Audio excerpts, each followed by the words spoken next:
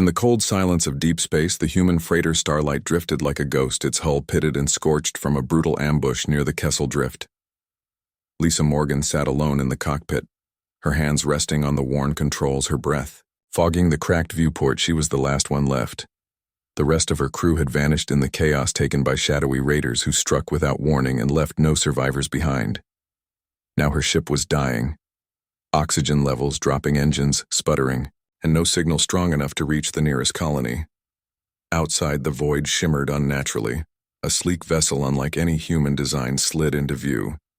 It moved without sound, its surface smooth like polished obsidian with veins of soft blue light, pulsing beneath as if it were alive. Lisa tensed, expecting weapons fire or a boarding swarm. But instead, a single figure emerged, stepping from the alien craft as though walking on solid ground. She was tall, nearly 7 feet, with skin like liquid, silver that caught the starlight and bent it around her. Long dark hair floated weightless around her face, and 2 elegant horns curved back from her temples. Her eyes glowed violet and held an intelligence that sent a shiver down Lisa's spine. The alien wore a form-fitting suit that shifted color with her mood from deep indigo to soft amber, and she moved with a grace that made even the emptiness of space seem to bow to her. The airlock hissed open without command, and the alien stepped inside as if she owned the ship. Lisa stood frozen, heart hammering against her ribs. The alien stopped just a few paces away and tilted her head, studying Lisa like a rare artifact. "You are alone," she said, her voice low and melodic yet firm. Lisa swallowed. "Hard, yeah, just me now." The alien's eyes narrowed slightly. Then she stepped closer until only inches separated them. "You smell of fear, but also of fire. That is rare among your kin." Lisa tried to steady her voice. "Who are you? What do you want?" The alien's lips curved into a faint smile.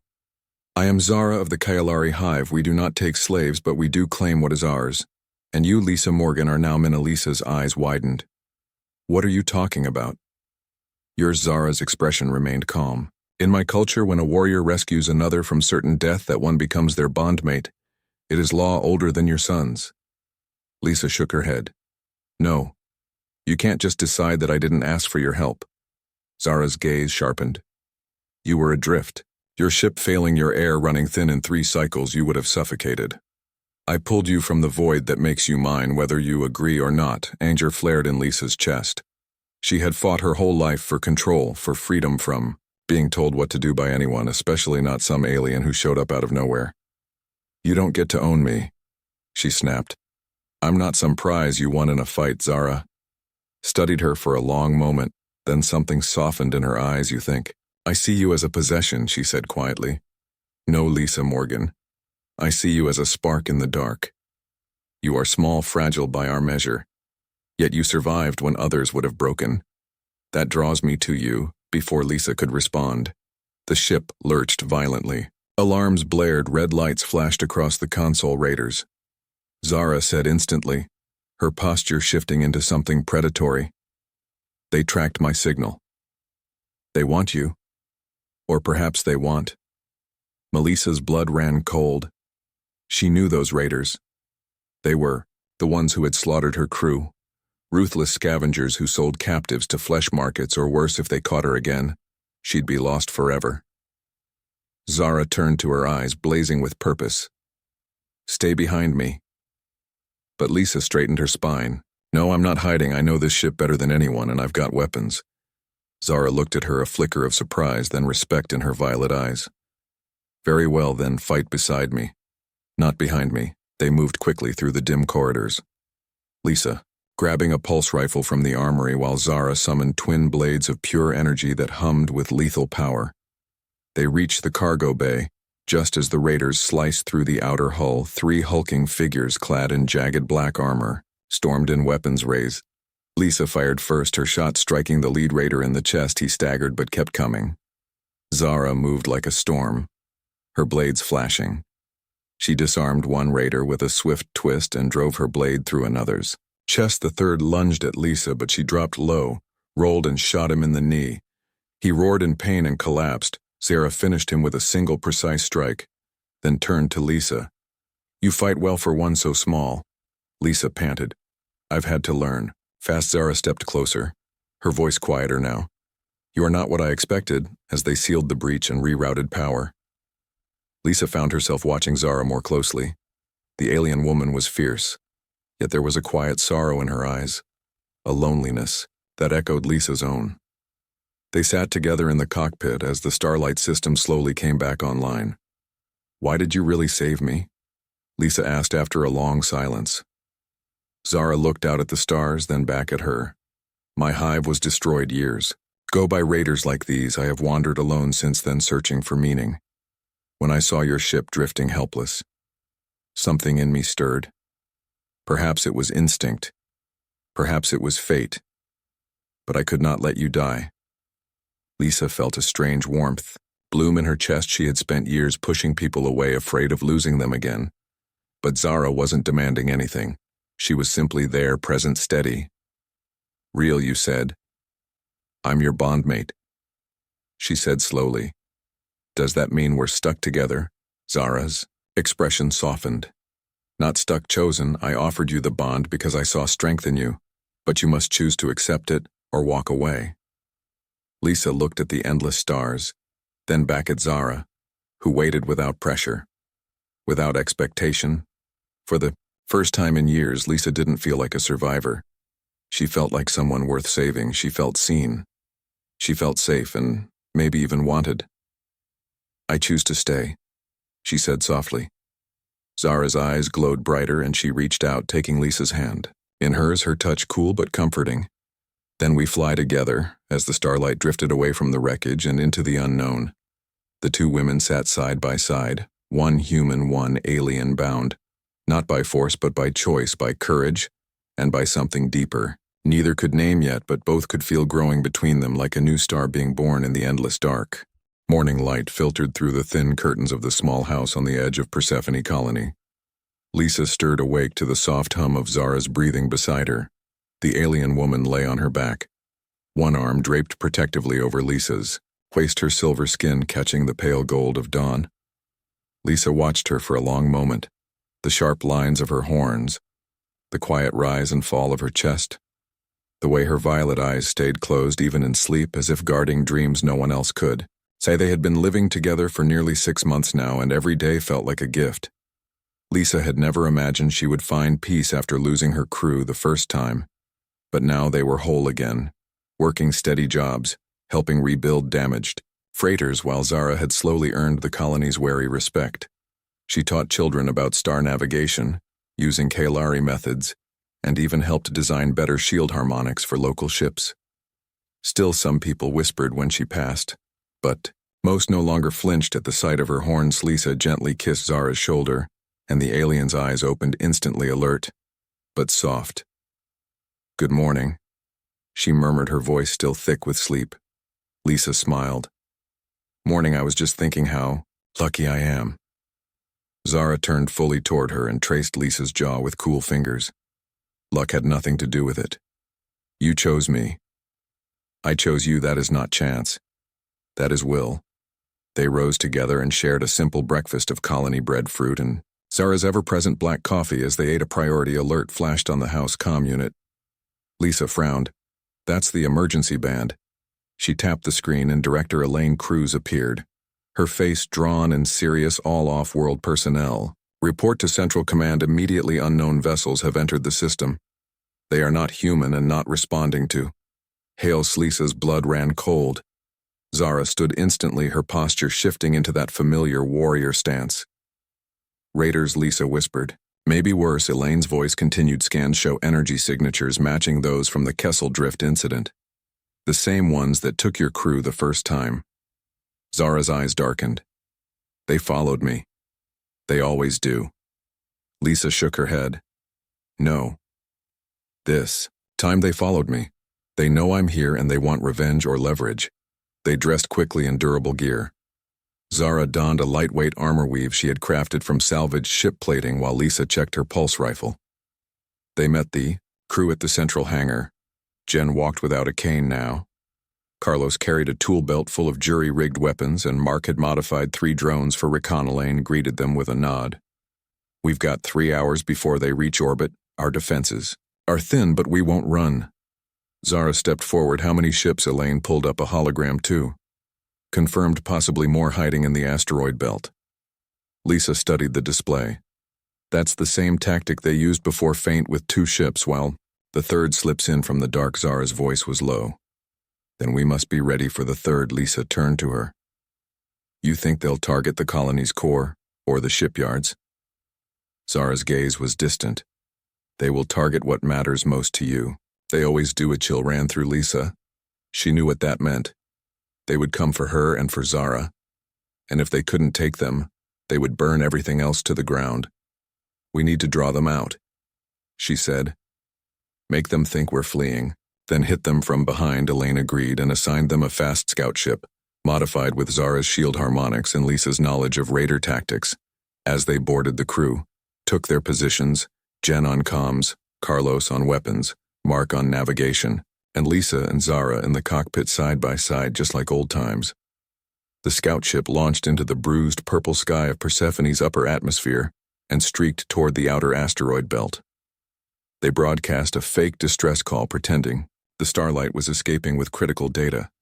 The ruse worked. Within minutes. 2 massive raider vessels broke formation and gave chase. Now, Lisa said quietly. Zara activated the hidden comm channel to the colony defense grid. They're taking the bait. Bring the turrets online on my Marquez.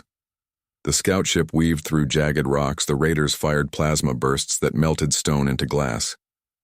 Lisa pulled hard to port, avoiding a direct hit. Carlos returned fire. His shots precise and controlled, but the raiders were relentless. Then, from the shadow of a dead moon, a third ship emerged, sleek and black, its hull lined with jagged spikes. There it is, Mark said, voice tight. The ghost ship. The one that took our crew the first time. Zara's hands tightened on the controls. That ship carries a Kailari neural disruptor. They must have stolen it from my hive's ruins. They're using it to control captives. Lisa's stomach dropped. That's how they broke my crew so fast.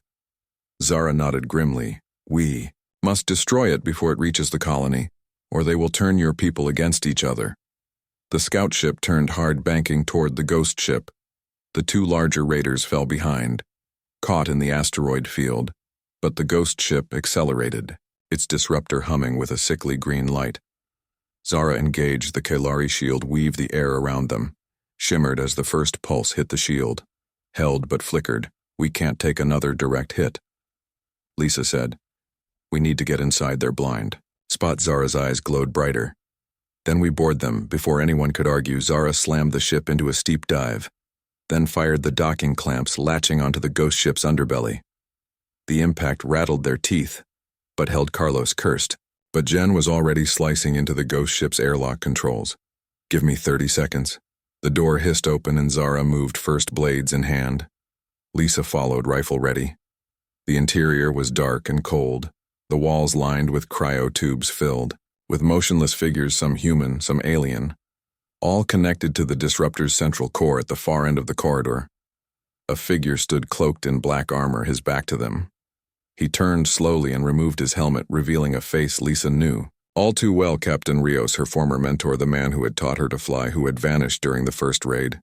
You're alive, she whispered. Ios smiled, but it was hollow. The disruptor has been in my mind for months. They made me hunt my own. I tried to resist, but it hurts too much to fight now. I serve them willingly. Zara stepped forward. You are not lost, Captain. Only trapped. Rios laughed bitterly. Save your pity. Alien. I came here to finish what I started. Lisa Morgan, you were always too soft, too kind. The galaxy eats kindness for breakfast. He raised a disruptor pistol and fired. Zara shoved Lisa aside, taking the blast full in the chest. She cried out, falling to one knee, her silver skin dimming. Lisa screamed, no, and fired 3 shots into Rios's chest. He staggered but didn't fall, the disruptor still feeding him strength. Lisa ran to Zara, who gripped her hand tightly. Destroy the core, she gasped. It's the only way. Lisa looked at the pulsing green heart of the machine, then back at Rios, who was rising again. Tears streamed down her face. I'm sorry, Captain, she whispered, then fired at the core. The explosion was silent but violent. Green energy erupted, then collapsed inward, sucking the light from the room. Rios fell, to his knees, his eyes clearing for just a moment. "Thank you," he mouthed before going still. The ghost ship began to break apart, alarms blaring, oxygen hissing into space. Lisa dragged Zara toward the airlock. The crew pulled them aboard just as the vessel imploded behind them. Back at the colony, medics tended to Zara's wounds. The disruptor blast had burned deep, but her Kailari biology was already healing. Lisa refused to leave her side, holding her hand through the night. When Zara finally opened her eyes, she smiled weakly. "You saved me again?" Lisa whispered, "No, we saved each other." In the days that followed, the colony honored them not as heroes but as protectors. The raiders retreated without their flagship, and Persephone's people began to see aliens not as threats, but as allies. Some even asked Zara to teach them the old ways of Starsong Lisa, and Zara returned to their small house. But nothing was the same. In the best way, they had faced the darkness together and walked out the other side, hand in hand, heart to heart, as they sat on the porch that evening, watching the twin moons rise once more. Lisa leaned her head on Zara's shoulder and whispered, "Do you think we'll ever stop fighting?" Zara kissed the top of her head. "Maybe not, but as long as we fight together, we will never be alone." And in that quiet moment under alien skies, two souls rested, knowing that no matter what came next, they would face it side by side, as mates, as equals, as home. The starlight hummed softly as it sailed through the quiet stretch between star systems. Lisa sat in the co-pilot seat, watching Zara work the alien controls she had installed over the human console. With calm precision, Zara's silver fingers danced across glowing glyphs that shifted under her touch. The ship responded like a living thing. Lisa still found it strange that this powerful alien woman chose to stay with her, a simple freighter pilot from Earth. But every time doubt crept in, she remembered the raiders, the fear, and how Zara had stood between her and death without hesitation. Days had passed since the battle, and the two had fallen into a quiet rhythm. Lisa handled navigation and repairs, while Zara monitored long-range sensors and kept watch for threats. They spoke little, but the silence between them was comfortable, not empty. Lisa learned that Zara preferred strong black coffee, which she drank from a small ceramic cup Lisa had salvaged from the galley. Zara in turn showed Lisa how to read the energy patterns of distant stars to predict solar flares or hidden debris fields. One evening, as the ship drifted near a nebula painted in soft purples and blues, Lisa asked Zara about her people, the Kailari hive. Zara's expression grew distant. "We were once many." She said, "Our world orbited a twin sun. We built cities that sang with light and harmony. But the raiders came not for gold or land, but for our young. They believed our blood held the secret to eternal strength. They were wrong, but they destroyed everything trying to prove it." Lisa felt a pang in her chest. "I'm sorry." Zara nodded slowly. "I carry their memory in my bones, but I do not let it chain me. That is why I roam, why I seek what is worth protecting." Lisa looked down at her hands. "Then I'm glad you found me." Zara turned her violet eyes on her. "You are worth protecting, not because you are weak, but because you choose to keep going even when broken. That is true strength." Later that night, as Lisa tried to sleep in her small bunk, she heard a low thrumming sound coming from the cargo bay. She grabbed a flashlight and moved quietly down the corridor. The door slid open to reveal Zara standing in the center of the room, her eyes closed, arms outstretched. A soft blue light pulsed from her skin and swirled around her like mist. Lisa froze. "Is everything okay?" Zara's eyes opened slowly. "I was communing with the ship's core." She explained the Kailari bond with vessels not as machines but as partners. "This ship now carries a piece of my hive's song. It will protect you even if I cannot." Lisa stepped closer. The light felt warm against her skin like sunlight through water. "You're giving it part of yourself, aren't you?" Zara nodded slightly. "It is the way of my people to share strength with those we claim as ours." The word claimed made Lisa pause, but this time it didn't feel like ownership. It felt like promise, like shelter. "You keep saying that like it's a good thing," she said softly. Zara turned fully to face her. "It is the highest honor among my kind to choose someone to stand beside in the dark. Most never find their match." I found mine drifting alone in a broken ship. Liza's breath caught. She didn't know what to say. So, she just stepped forward and wrapped her arms around Zara. The alien stiffened for a moment, then slowly returned the embrace. Her body cool but solid, her heartbeat slow and steady beneath Lisa's ear. The next morning, an alert blared through the ship, a distress signal weak but clear. It came from a derelict station orbiting a dead moon. Zara frowned. This sector is abandoned. No one should be there. Lisa checked the coordinates, her stomach tightening. That's near where my crew was taken without another word. Zara altered course. The Starlight dropped out of warp near the crumbling station, its metal skeleton twisted by time and violence. The distress signal pulsed like a dying heartbeat. We should be careful. Zara said, weapons ready. Lisa nodded, gripping her rifle tighter. They docked in a shadowed bay and stepped into the station's cold silence. The air was stale and thick with the scent of rust, and old blood. Flickering emergency lights cast long shadows down the corridors as they moved deeper. Lisa's pulse pounded in her ears, every creak and groan of the station sounding like a footstep. Then they found them, 3 human bodies frozen in cryopods, their faces pale, their eyes closed. Lisa recognized them instantly. Mark, Taylor, Jen Lopez, and Carlos Reyes, her crewmates. She rushed to the nearest pod, tears blurring her vision. They're alive, but barely. Zara scanned the pods with a handheld device. Their life signs are fading. The cryo system is failing. Can we move them to the ship?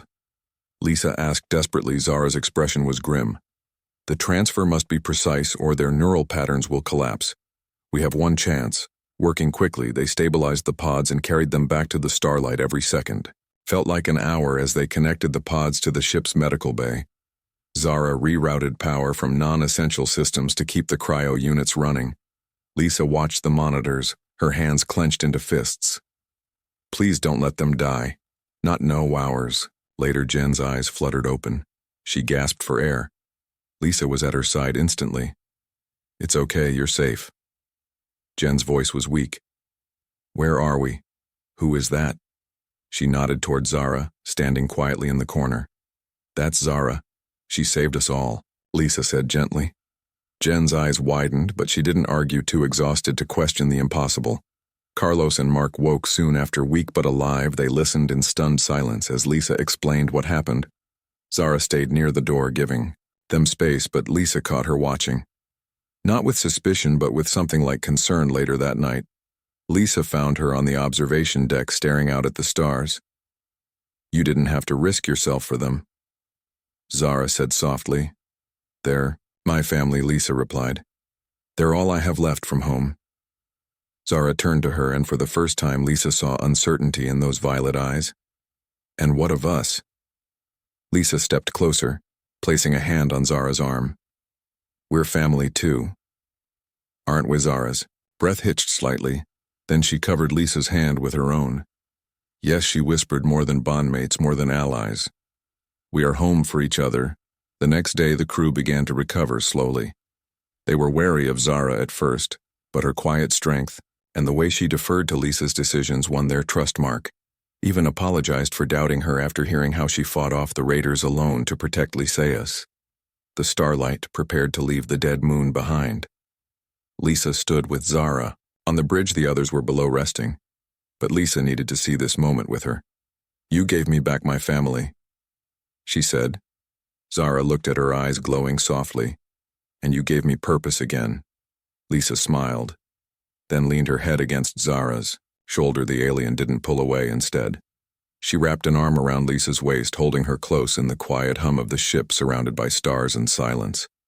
They didn't need words. They had already said everything that mattered.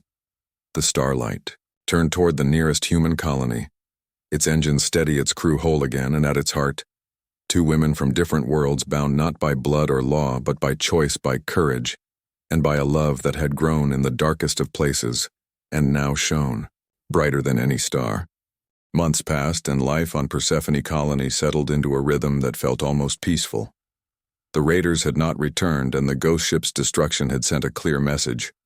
This world was not easy prey. Lisa and Zara spent their days working on the Starlight, now fully repaired and upgraded with both human and Kalari tech.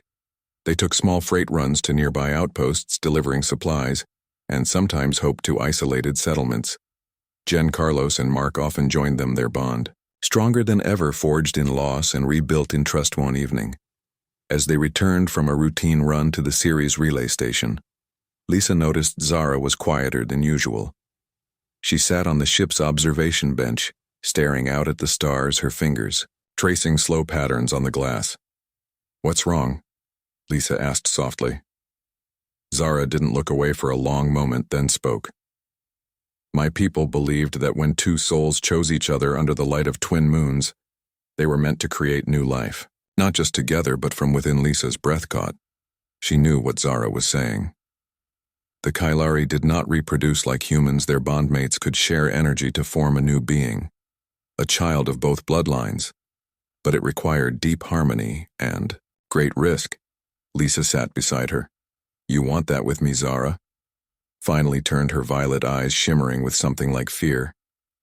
"Yes, but only if you are willing. It is not a small thing. It would change you forever."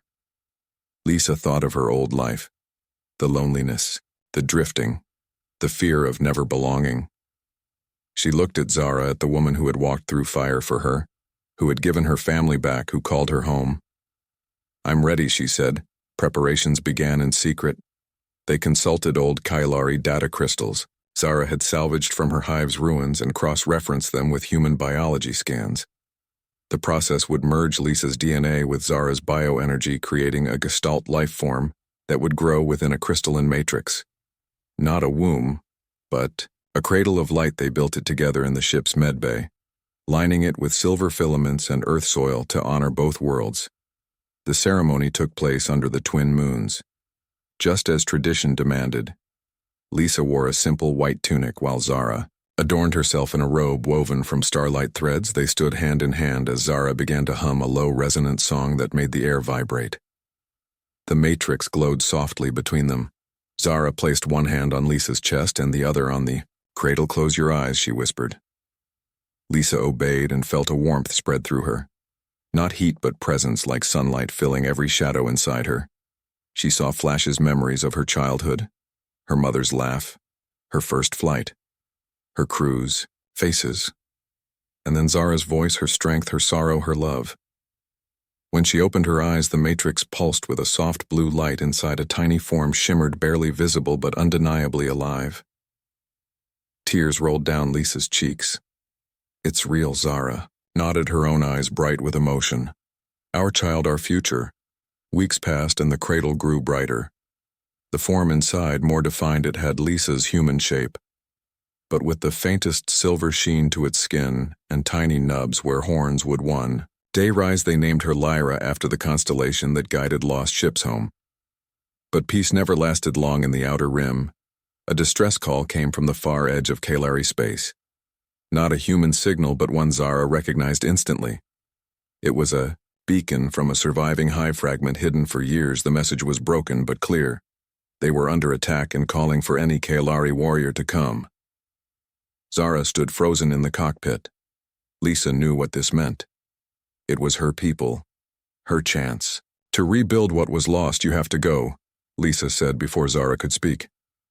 "But I cannot leave you," Zara replied. "My bond is with you." "Not with ghosts." Lyra's cradle glowed softly as if in answer. Lisa placed a hand on it.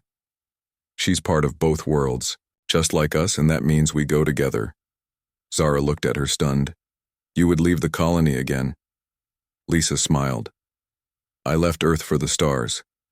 I left the stars for you, and now we go for her." They gathered the crew once more. Jen, Carlos, and Mark didn't hesitate. "We're with you all the way."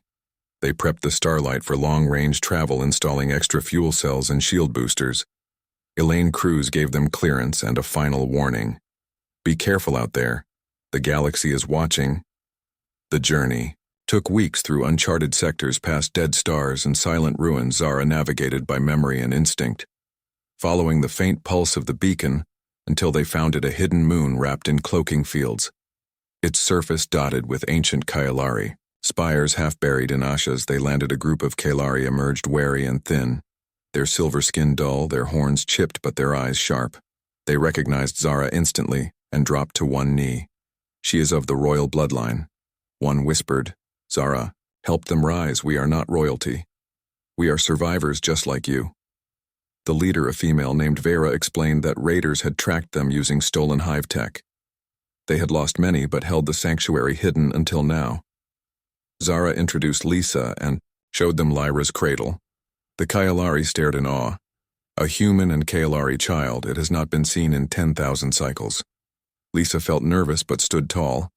This child is ours and she belongs to both our peoples. Over the next days they worked, together reinforcing defenses, sharing knowledge. Lisa taught them human tactics while Zara reawakened old songs that strengthened their shields one night as they rested.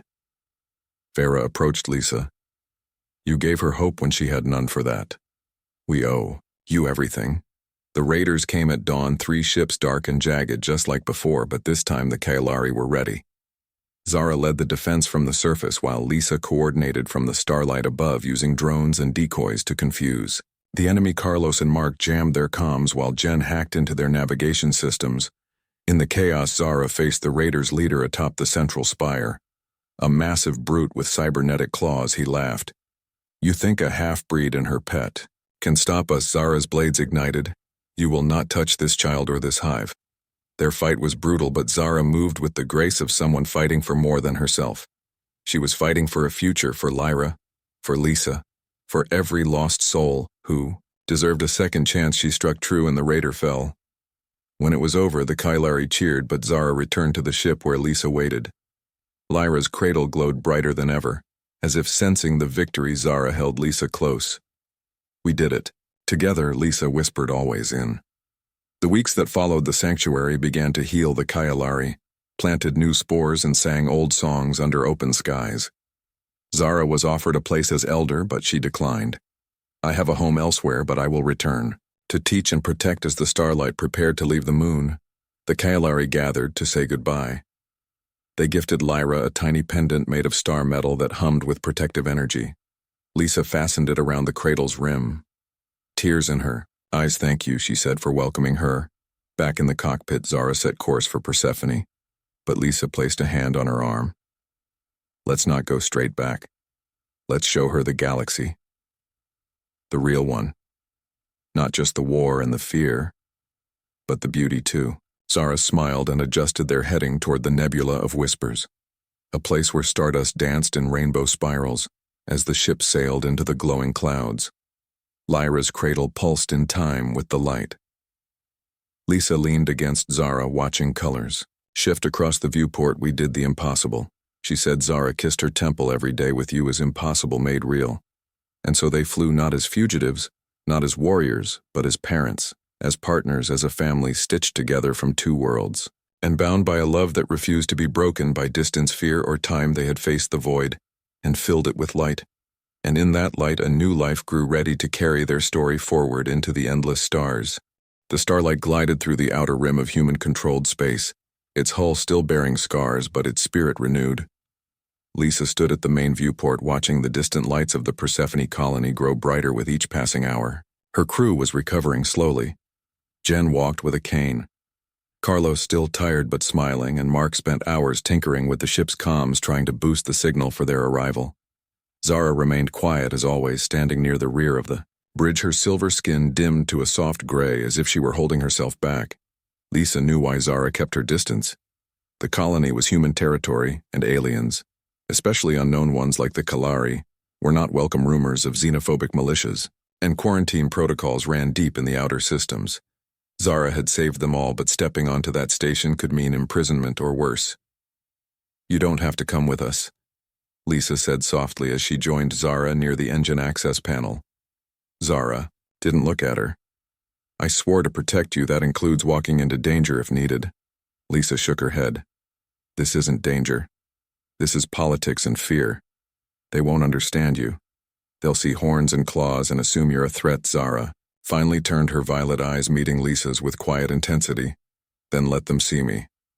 Let them see that I stand beside you, not above you, not behind you. Beside you as your equal. Lisa's throat tightened. She reached out and took Zara's cool hand in hers. You're more than equal, you're my heart. Zara's expression softened, and for a moment the silver of her skin shimmered like moonlight on water. Then I will walk with you. Even if they point guns at my head, as the Starlight docked. At Persephone's orbital platform, a security vessel approached, broadcasting a standard inspection order. Lisa activated the comm. This is Freighter Starlight requesting medical and refuel clearance. We have 3 recovered crew members in need. Of Korea, stern voice replied. Stand by for boarding. All personnel remain in the cockpit. Alien presence must be declared immediately. Lisa exchanged a look with Zara, who simply nodded. She stepped forward and placed a hand on the comm panel. I am Zara of the Kailari Hive.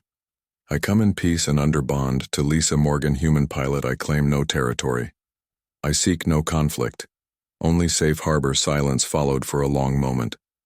Then the voice returned cautiously. Understood. Remain where you are. Minutes. Later, armored enforcers boarded, weapons raised, faces hidden behind mirrored visors. They swept the ship quickly, then froze when they saw Zara. She stood tall, arms at her sides.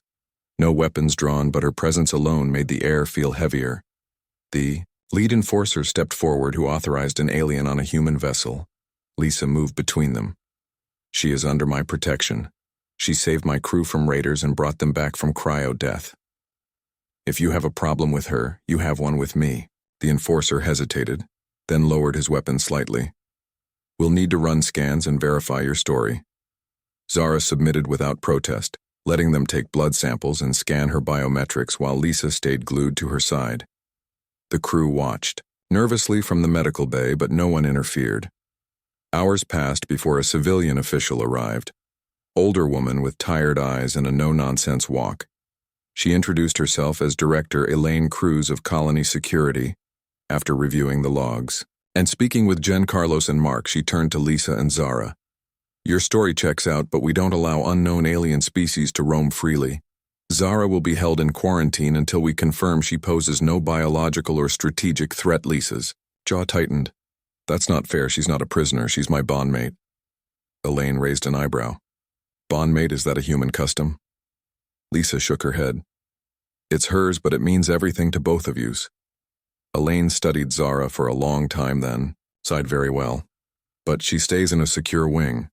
No contact with the public, and you, Lisa, are responsible for her behavior. If she so much as raises a hand, you both answer for it. Lisa agreed instantly.